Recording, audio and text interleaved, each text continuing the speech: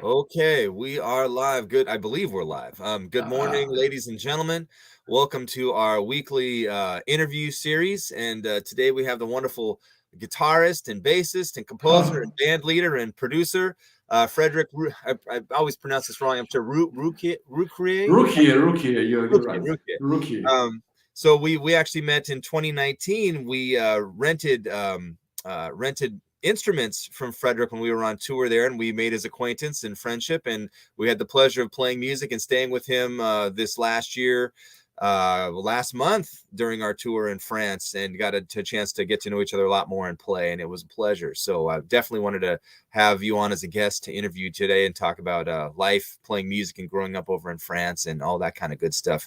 So and we had some sound issues earlier. I think we had them resolved. So if there's any issues, we apologize in advance, but we're doing our best here. So anyways, we'll dive right in. We'll chat for about 45 minutes and then open things up for questions. So if you have questions for Frederic or myself, please don't be shy.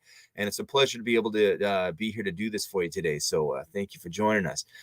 So Frederic, can you talk a little bit about how you got started playing music, your beginnings with music?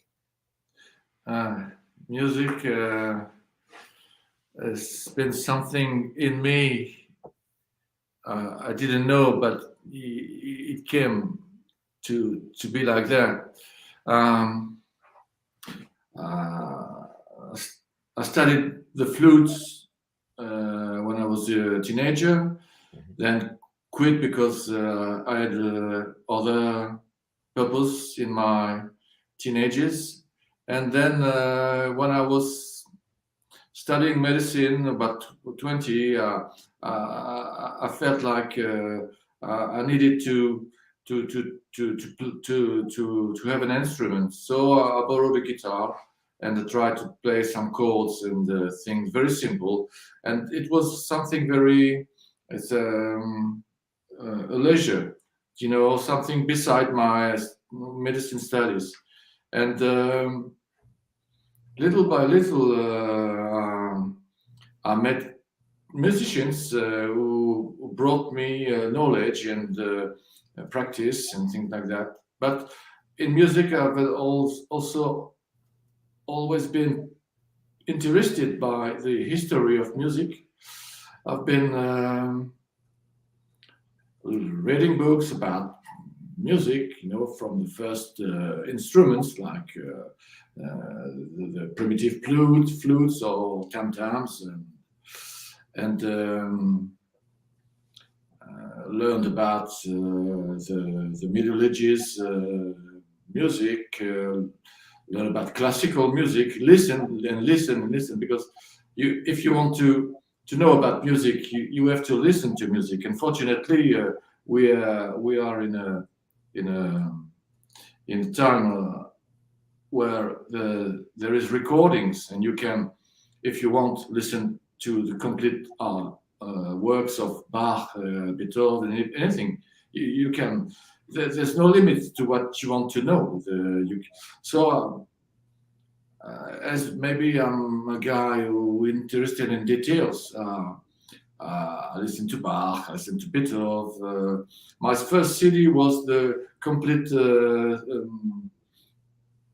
The first CD I bought was the pack of complete works of Quatuor of Beethoven. Yeah. So, if you listen to them, it's been for me very inspiring. You realize it's very modern. Well, anyway, and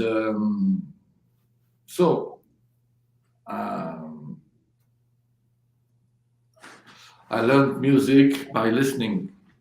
And we're talking about jazz or soul. Well, I was in Nice in the 70s. And in Nice in the 70s, there was the jazz festival. There's still the jazz festival in Nice. Yes. It's more or less jazzy and mixed with variety and rock and roll. It happens. I guess it happens everywhere.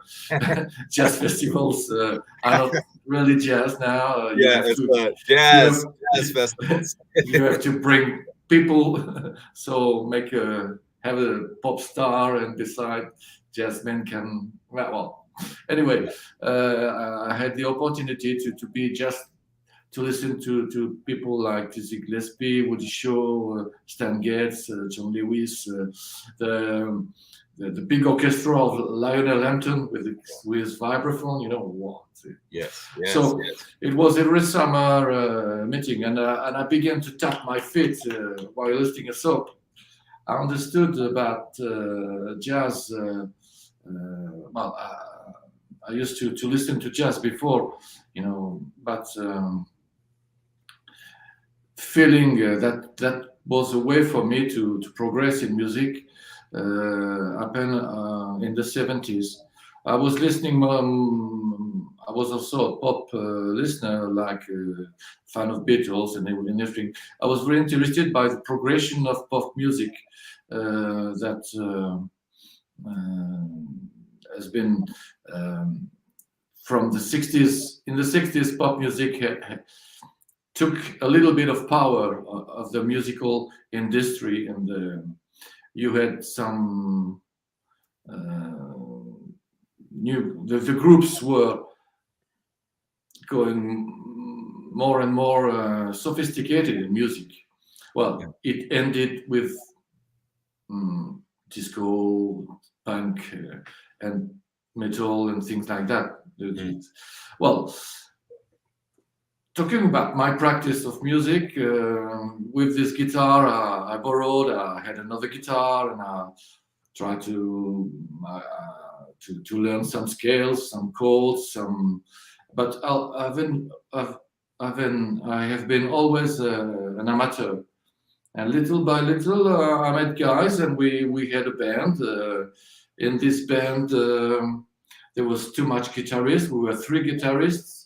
So say, well, Fred, take the bass. So I took the bass, and this is the story of my progression for a simple guitar, simple chords, till beginning to play the bass. Well, you in the 90s. So we had a band with 2 guitarists. I was playing the bass. We had a drummer. You know, it's mainly a question of friendships, of people being around me, coming around Saint-Césaire. In Saint-Césaire, in late 90s, there was a contrabassist named Santi de Briano, who spends his summer holidays a few days here, and he put me on the upright and the contrabass. And year after year, we were waiting for Santi, who lives in New York, and I think he's well known in the world of jazz.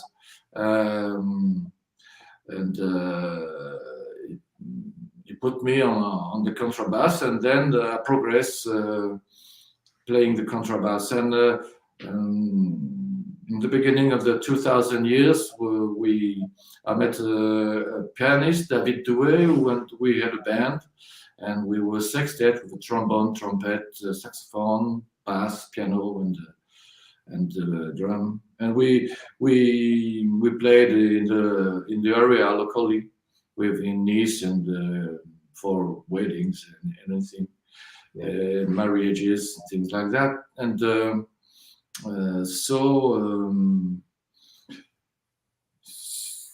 you make me saying in a few words what it's about a story of 40 years. Huh? So let's go to what. We had this band till 2008. Santi de Briano was still there, and he told me about a friend, Ronnie Byrd, and they wanted to do a jazz camp in Saint-Césaire. So I say, why not? And that is one of another things I can do. I'm able to build things, to build events, to go to people and say, what can you help? Can we do? And do it concretely, to do it for real. Because sometimes you meet a lot of people who talk and, well, blah, blah, blah, blah, blah, blah. No, Yeah. When you want to do something, you have to put one brick, another brick, and it's solid, and you go. So we it's about 15 years now. We created the Festi Jazz in Saint-Césaire. We are a little village here. We have, well, there's 4,000 inhabitants in Saint-Césaire. It's situated in the north of Cannes, about 30 kilometers of Cannes. Cannes is well known for its film festival, and people may know where we are in south of France, Provence. And we've been every year at the beginning of August. We have one intensive jazz masterclass and concert with Yeah. teachers. It began with 4 teachers, then we have 5. Now we have 8 teachers in the Festi Jazz in Saint-Césaire, and we are doing it for the 15th time this year. Yeah. Voilà. Yeah. Incredibly impressive. Particularly in, you say that there's 4,000 people in the town, and to be able to present and perform and play, I mean, that's an achievement, because usually people think of like it has to be done in big cities, but that's very impressive, as I said. We've been able to do this because we have this jazz band here with my friends, and I knew people in the town hall. I knew people who could help us, and yes, I think this could be an event in bigger towns. But yes, in our county here, we call it Alpes-Maritimes. It's about like a county, a little. We have only 2 master classes of jazz in here. And Saint-Césaire is one of them. Yeah. Well, I was impressed. I was talking with Karsten, who was a great musician and teacher, who was playing with us while we were there. And just, like any location, there's a network of musicians. There's a pool of musicians, and everyone, for the most part, you kind of hear and know each other through mutual friends. And that's how I met Karsten. That's how I met you. And Karsten was telling me that when we were first coming to France and we needed to rent instruments, he got your information from one of his friends who knew you but lived, quite a distance. Exactly. Yeah. So I thought it was very interesting to see that network, how well it was put together. So it was very helpful for us, to make the tour happen. Especially, I think it's important in bands that you must.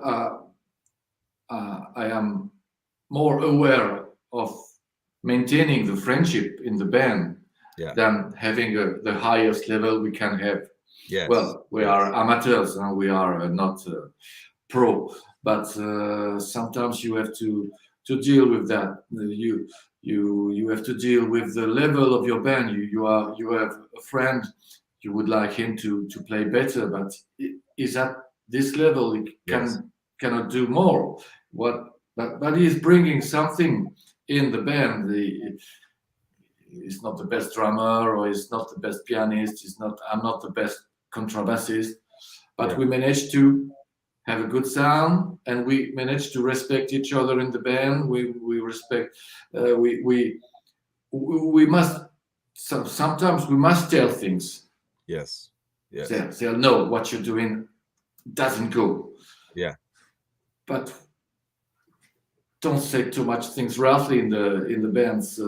Well, that's an aparté from the friendship you told. Yes, and when you came in 2019, and I remember you brought me back the drum kit. I borrowed you, and immediately you went to my little place where I have my music, and let's play. And so, at the first time I felt you were kind of guy. There's something that has been we understood. I think this friendship and this respect just naturally. Voilà. Well, I think that's a big part of music that kind of gets lost. Not necessarily, but I think it's a communal thing. It's a friendship thing. You're establishing relationships because when people play, they're playing aspects of themselves. You take all this time to learn all this information and vocabulary and music, and you learn and find an affinity for things that you like, that you enjoy, and then you play them. So when people are improvising, they're representing themselves, you know. So, and I think that's it's about communing with other people and communicating with other people and building, playing, performing, creating something together. That's the beauty of jazz and improvisation, or spontaneous composition, I should say. But yeah, you get to know people more, better, I should say, when you get the chance to play with them, play music with them, if they also play music. First thing is to be regular in rehearsals. Yes. If you don't come to rehearsals, yes, there's nothing will happen. Yes. And that's the point. I think no, I agree with that. I think you know, we're all of us are students. Some of us have been studying longer than others, or playing longer than others, and it's certainly not a competition. But the more you've studied and learned and grown, the more you can do. So for example, the musicians that we played with this last tour in France, we never really rehearsed at all, but we all have listened and practiced so many things where we can get together and do these things. But if there's music that's written that we have composed that no one knows, then you're absolutely right. We need to learn that music together so that we can be able to play it and represent it well. I think that's a characteristic of jazz. I think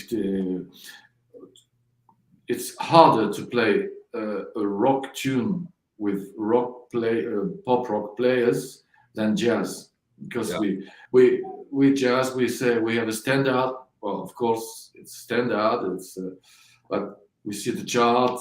Maybe you have it in head if you are a clever guy, and up we play and we improvise. We expose the theme. And then the bassist, that is something I've been learning since my first day, that, you know, I was playing in the bands like, well, I'm just someone behind do boom boom boom boom. No, the bassist is the foundation. Wow.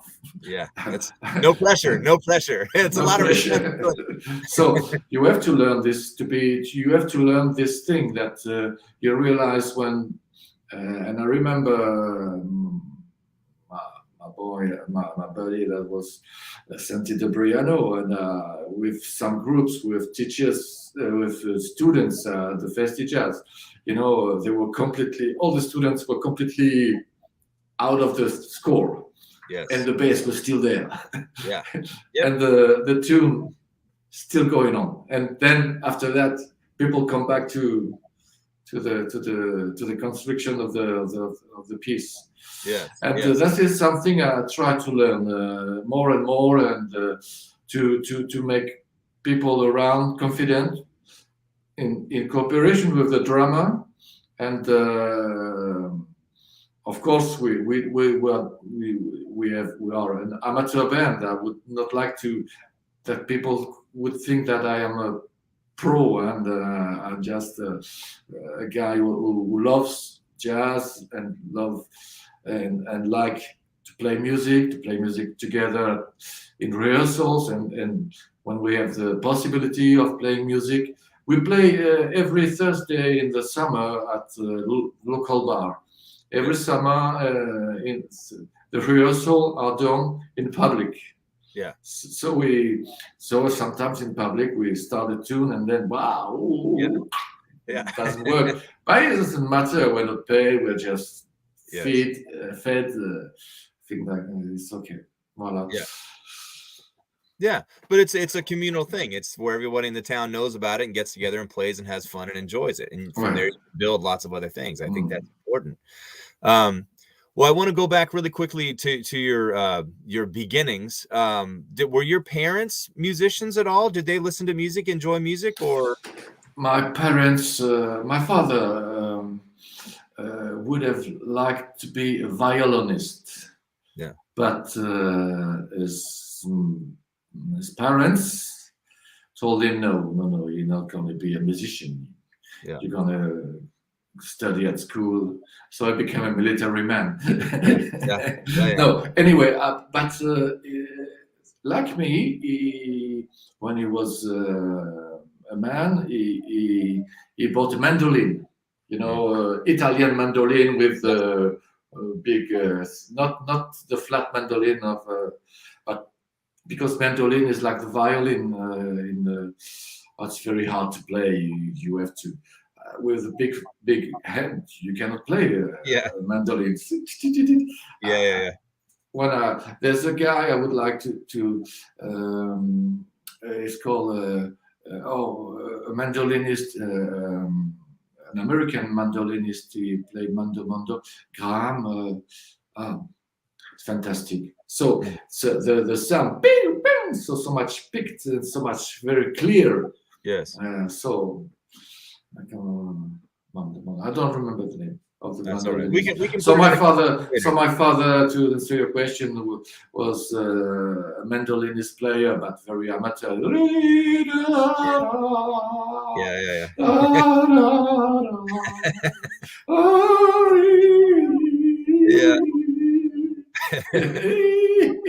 Well, he was having fun though. He enjoyed himself, right? He sang some song in warm summer evenings.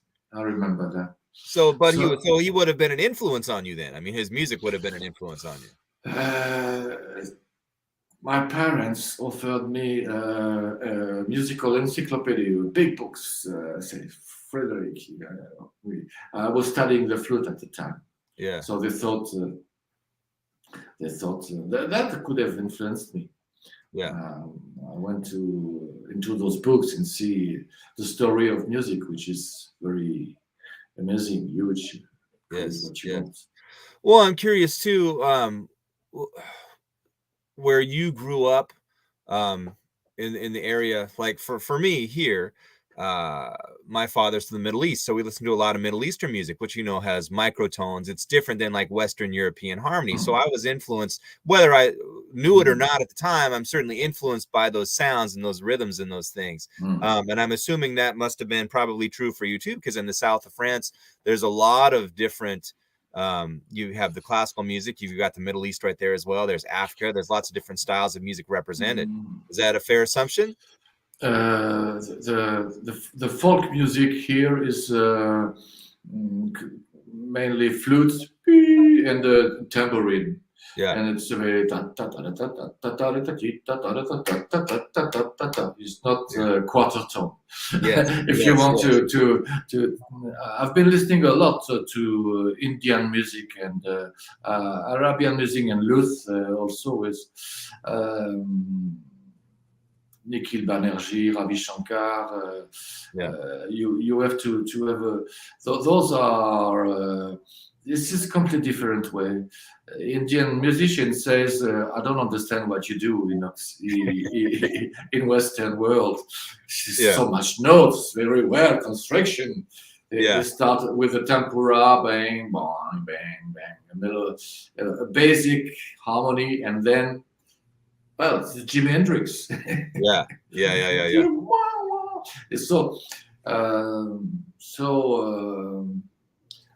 Well, I can't listen. I used to listen to that a lot. I don't listen to it no more, or sometimes to relax. But this is a great world of music too. Yeah. And when you see in reality a sitar, what the instrument is. Yes. You see, how can you play that with that? You have no neck to.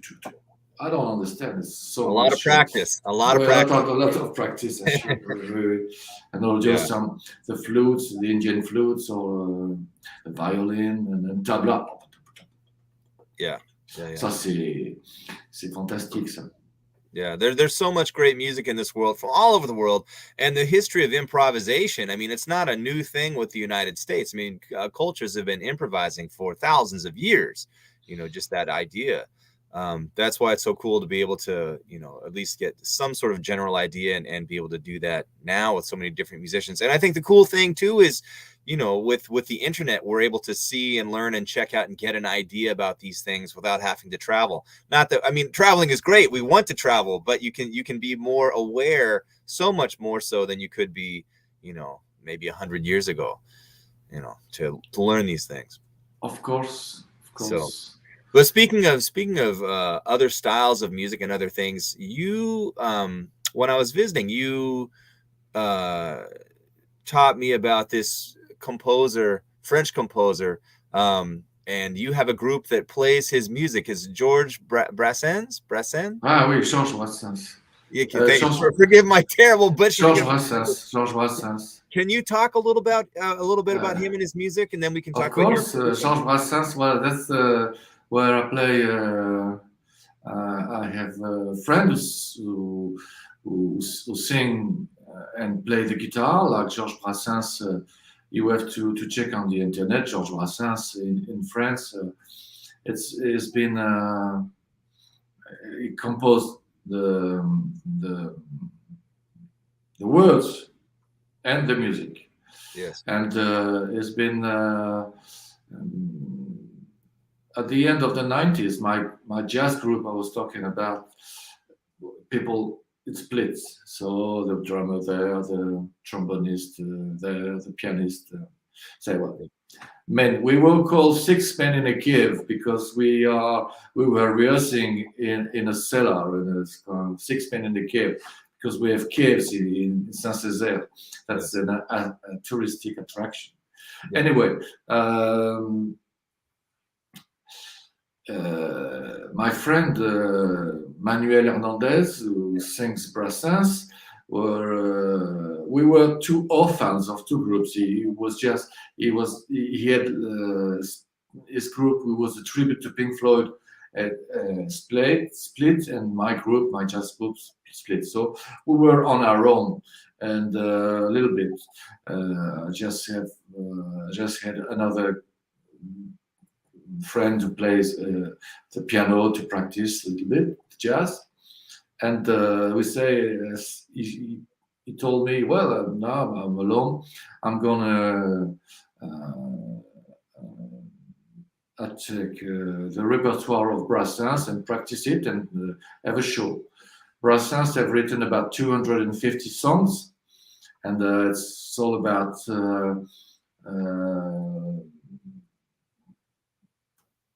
it's poetry, and it's the themes are the religion, the death, and the celebrity, the little things of life. Anyway, learn about Georges Brassens on the Wikipedia or anything everywhere else. And my friend, I saw an opportunity to practice the upright. Boom, boom, boom, boom, boom, boom. Yeah. Say, Manu, Georges Brassens was playing with Pierre Nicolas, a great contrabassist, and it was a duo famous in France from the 50s till Georges Brassens died in 1981. He died. So I told Manu, well, let's try. So every week we, like I told, regular rehearsal. We practice. It's about 10 years now. I've been practicing every week, except some exceptions, and playing in festivals and we play Brassens it's very simple in duo. You come, you have the upright, the guitar, the mic, and we sing. So people here in France know Georges Brassens. Who could I compare to Georges Brassens in the folk singer? Maybe like Woody Guthrie or the Arlo Guthrie.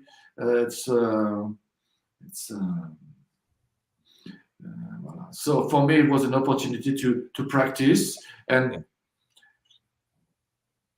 and it happens that I added to my knowledge this huge repertoire of new songs I didn't know. In France, from an artist, sometimes you know a little bit, and now I can talk of Georges Brassens a lot. Yes. Well, and that music, from what I gathered, you guys were very gracious to invite me to sit in on your rehearsal and listen to the music. What I learned from you guys was that he was revered not only as a musician, but as poetry, like as a poet, because his lyrics were clever. And also too, and correct me if I'm wrong, you said that he wasn't musically trained. He just was self-taught. So therefore, some of the choices that he did as a composer are interesting because they work. But if someone was taught like those progressions or how he did that in the school, they'd say, no, that's not right. But he wrote interesting music because he was self-taught. Is that true? Yes. And Georges Brassens is known as a guitarist and singer, but he was also a pianist. He used to compose on piano. So I guess he learned from guys or books, a little bit of theory of music. If you want to compose a song, it's not so much simple. You think that this guy has put just 3 chords and a simple melody, and I would be happy that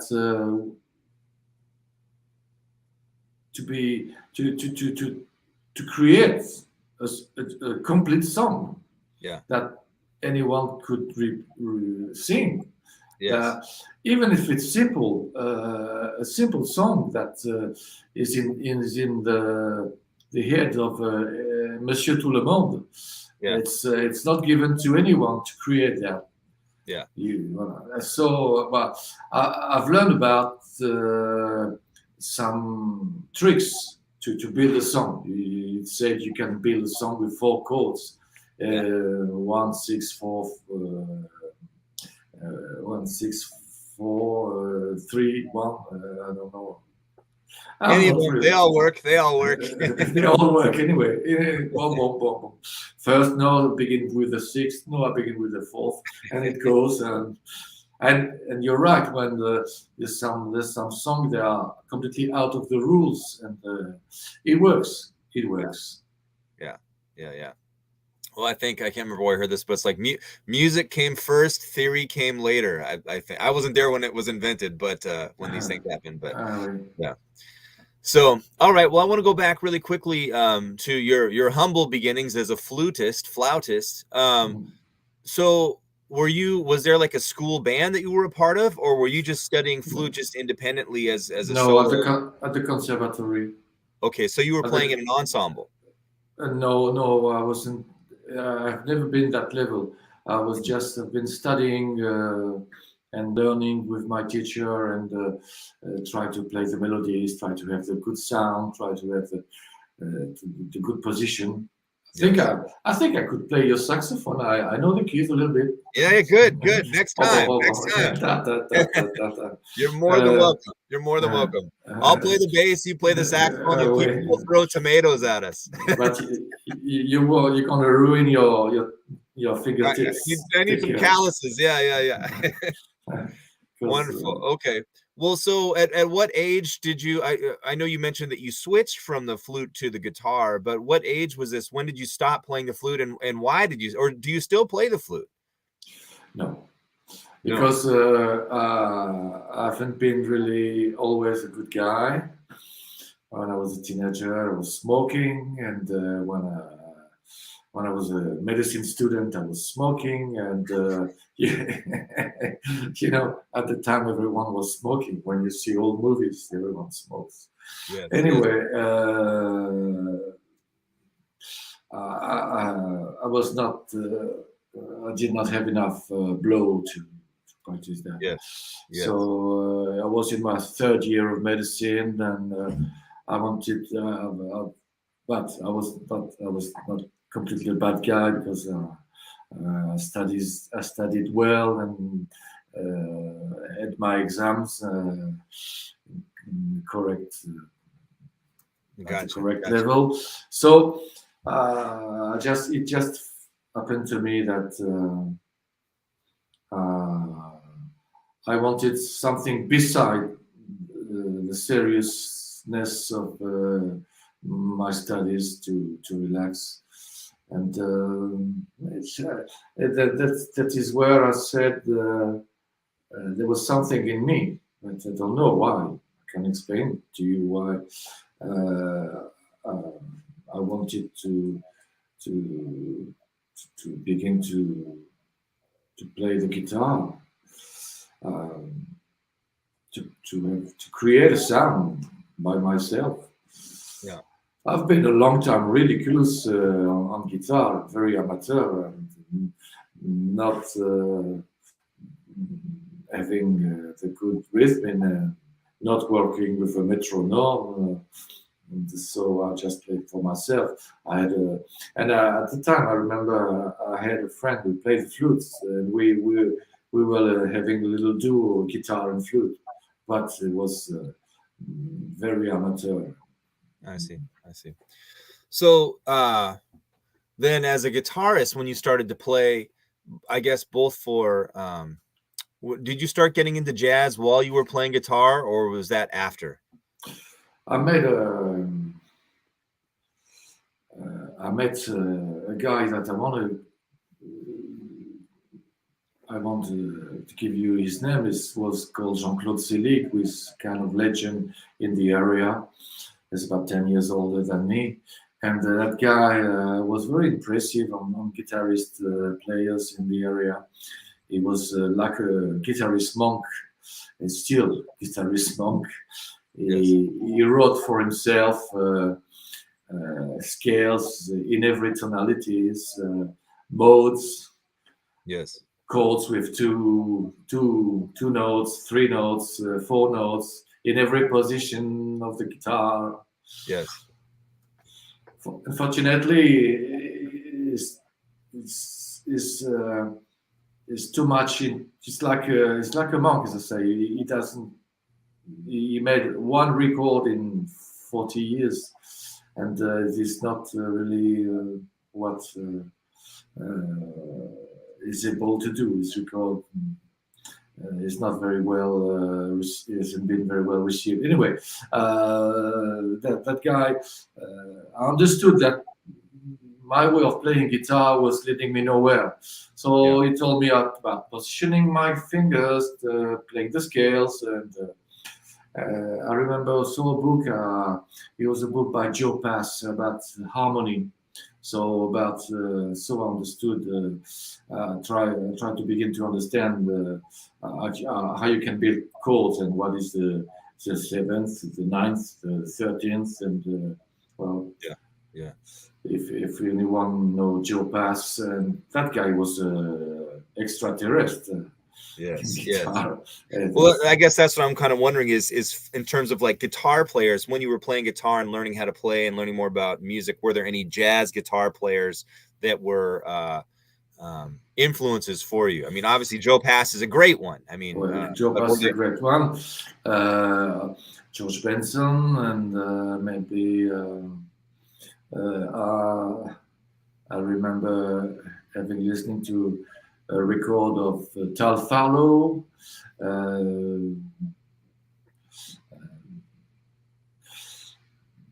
Mainly, what I learned in guitar is from friends from here. I can name a guy called Philippe Roux, who is now near Perpignan and near Montpellier, who told me a lot about guitar. And watching is the first thing. You watch. Oh, this guy is doing that. Oh, he's putting his fingers like that, and you learn. Yeah. You learn from watching. Speaking to those along those lines, that's I guess what I'm kind of saying now with the internet. Before, like you could hear recordings or maybe records or 8-tracks or cassettes or CDs. You could hear recordings. But now with the internet, with all these live streams and things, you can see. It's like, oh, he's doing this with his hands, or here's where his position is with his mouth, or whatever it might be. So that I think that's very, very helpful. We're at that 5 more minutes. I'm going to open things up for questions. We actually have a question, a guitar question here for you. So, when you switched to bass and started playing bass, who were some of your influences, jazz musicians for bass, or other musicians, any musicians on bass?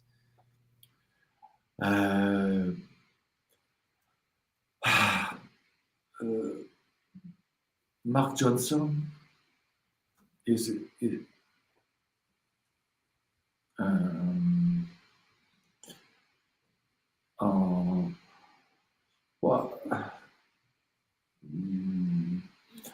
on bass, I just like that. I can't tell you a name. Bass.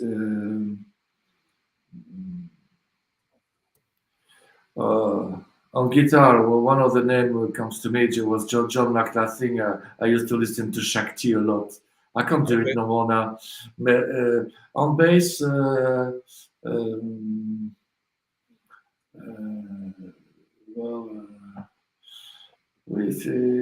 was playing with Stan Getz, with Mark Johnson, I think, or Mark. I don't like slapping like these things. I don't like. I prefer soft sound and only with the fingering. Yeah. But bang bang bang bang bang bang. Yeah. So do you prefer playing electric or acoustic? Do you have a preference?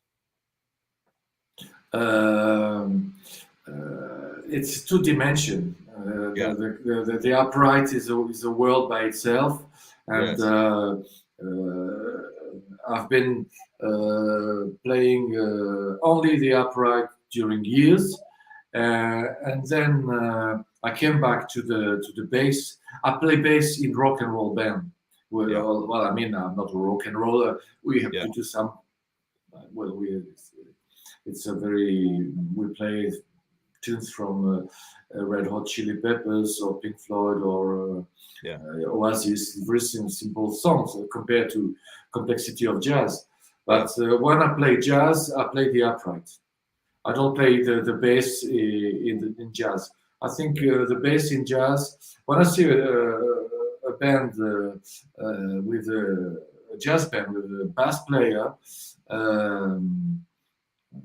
that makes me think of one of the greatest. It was Jaco Pastorius, of course, but it's fascinating. He has been fascinating a lot of guys, a lot of people. That's a pity how he ends. But that guy had a really, really nice position. He was. You can see because practice. But I understand where my question went wrong here. I can see where there's the miscommunication. What I'm intending to ask you are influences on upright, not bass guitar, but upright. So who are some upright bassists that are your influences? Of course, my teacher was Santi Dobriano, who came every summer and told me about the upright. We have here Bruno Rousselet, who came from 7 years in Festivals in Saint-Césaire, and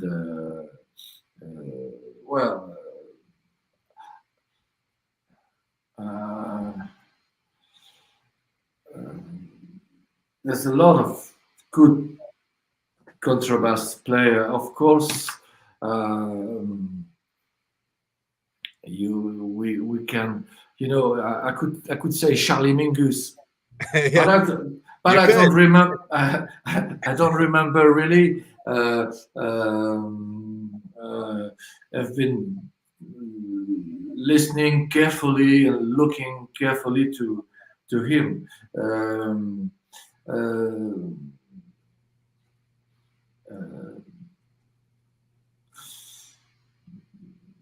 My job is very progressive. What I've learned in music, that the work you've done yesterday is good for today, and etc. Yeah. That what is encouraging is that when you do an effort on one day, the next day, this effort is paying. Yes. So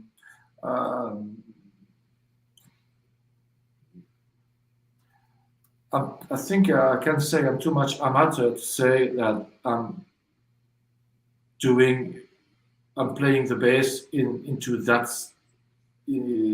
stylish, into the style of this one. Yes. I try to play the bass honestly, doing the good notes and in good rhythm and swing. Yeah.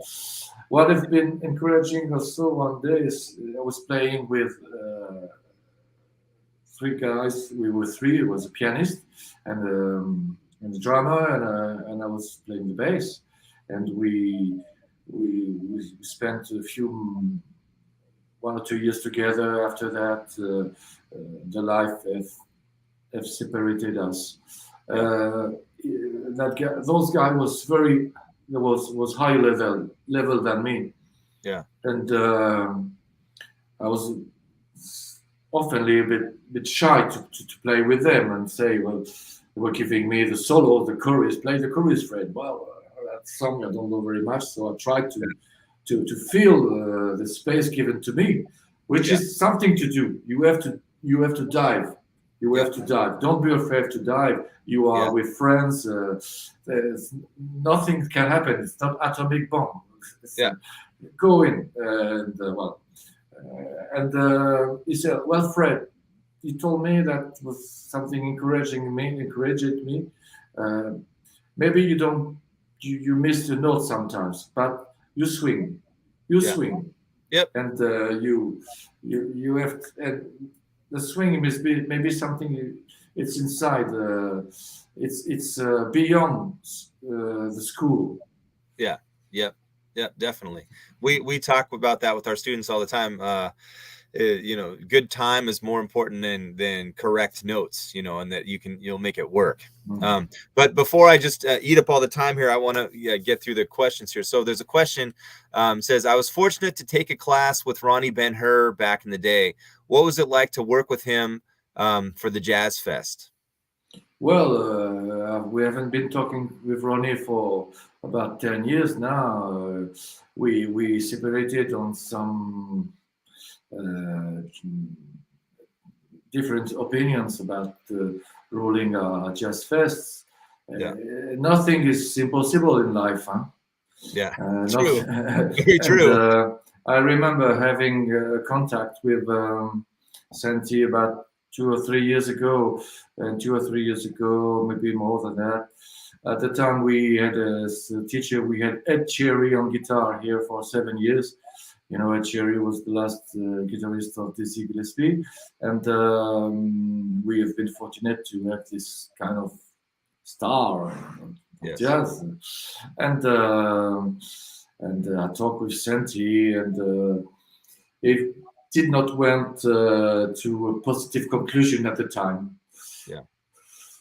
Ronnie, when he was there, say, look, this could be the for the rest of our lives, but it went differently. Yeah, I'm very respectful of what those guys brought to us here in Saint-Césaire, but life has been different. It took different ways. Why not? And when I met you and your guys here, comes an idea. Maybe you also could come to Saint-Césaire. It's those groups, bands, music, festivals are fragile. Yeah, it's built on the will and the work of a few people who really wants that to happen. Yeah. And also circumstances of the life, and like we met, it's for me, you're part of my of the friends of the musicians and that I met in my progression in music. So you're not like another frame in my wall. Right. Yeah. That's I don't see guys like that. I don't see the but answering to if Ronnie could come back, I don't know. I don't know. Maybe not. I haven't been talking to Ronnie for about 10 years, Yeah. and if he listens to me, I say hello. As Yeah. maybe. Well, I think maybe the question, and maybe I've gotten the context of the question wrong, but I'm wondering, and Denny, hopefully you're still watching. Maybe you can clarify the question here. But I'm just, what was the experience of like of getting to work with Ronnie in terms of like him as a performer and a teacher? Maybe that's what the question is like. Maybe I didn't ask it correctly. Denny, if you're there, please let me know. If not, so what was it like to work with Ronnie as in the capacity of having him, teach and having him play? What was the experience like? We went in New York in 2010, and we went to Lucy Moses School, and we attended to the adult jazz class in Kaufman Center.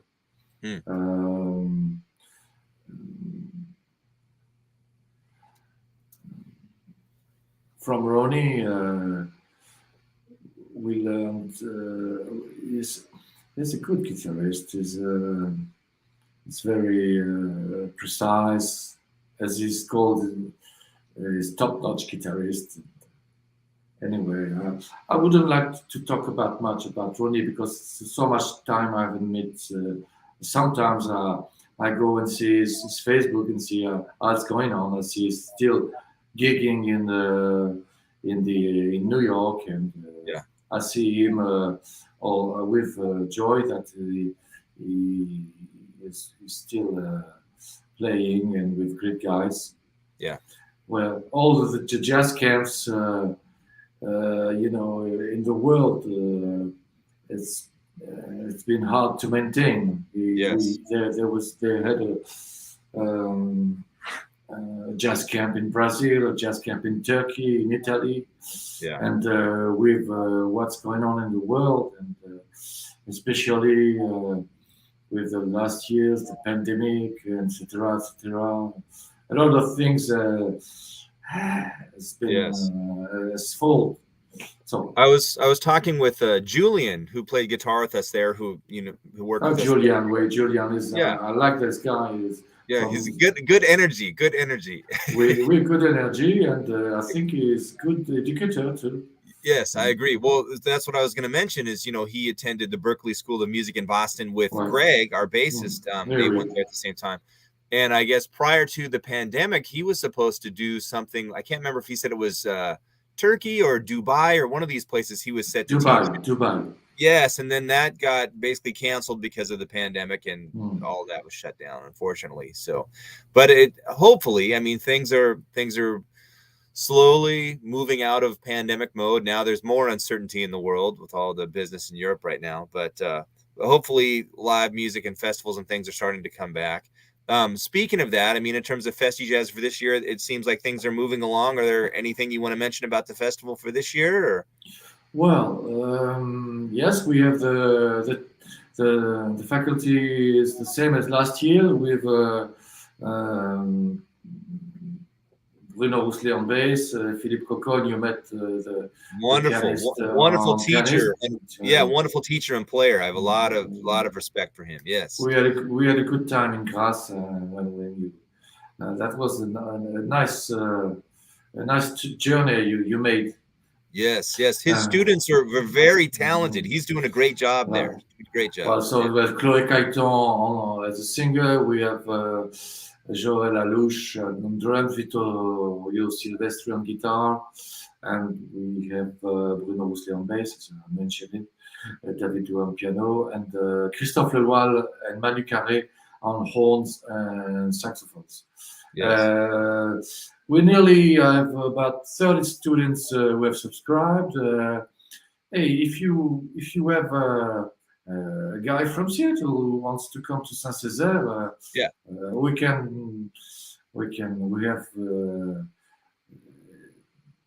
we will have pleasure to host them freely. Yes. He can be sure we would host him or her freely. Yes. And but he has to pay his plane ticket. But yes.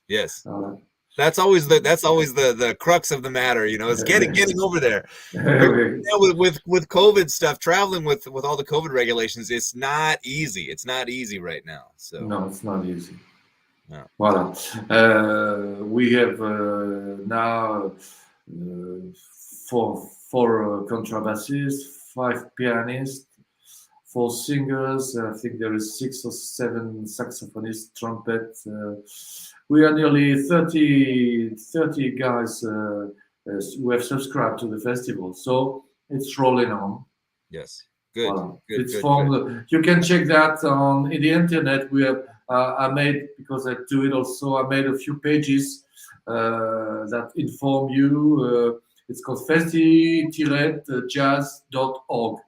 Okay. Festi-jazz.org. Anyway, Jazz Saint-Césaire. So you find us. Yes. Wonderful.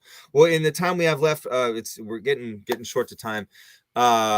In all your years of playing and learning music and being around great musicians and presenting music, if you were going to have a conversation with someone who is interested in learning how to play or undertake life as a musician or doing what you're doing, what advice would you say that's been very helpful for you that you've learned over the years? What would you impart to people that were asking about undertaking that?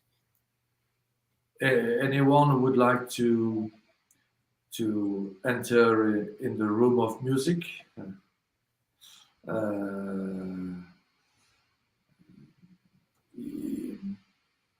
you have to be volunteer. You have to practice. You have to practice every day. You don't quit your instrument. If you practice your instruments once a week, once a month, well, you just be. To progress, you have to be on your first buy your instrument. Yeah. You have to buy your instrument. It's yours. It's just beside you. You have a few time. You take your instruments. I remember when I only played guitar, every day I played guitar, scales and things. Even it doesn't go nowhere. You practice the scales. Well, you can. I remember a guy told me, well, at least you learn the scale. I did not learn songs and melodies, but I learned the scales. Yeah. So, yeah. Of course, try to play with others. Try to make little bands. I remember Ed Sheeran told me that. Well, he was wondering why people was going to school or jazz camps. He said, well, try go in a band and play. Yeah. Anyway, all respect due to people like teachers like you who have been learning the theory, and it's for me, you understand that I'm a medical doctor, so I have in my head a lot of things about another great things to know. So sometimes I realize I can't feel it with anything else. But so that's voilà. So don't be afraid of putting something in your head, but it may be slow. But don't stop. Never stop. Yeah. Never stop. And what has been motivating me has been, especially here in my village, to participate and to help to create and even to create events where people gather and have good times at the cafe or for some regular fest. Yes. Voilà. So that was interesting to me, and I am happy to see people happy. Yes, I agree. I couldn't agree more. Couldn't agree more.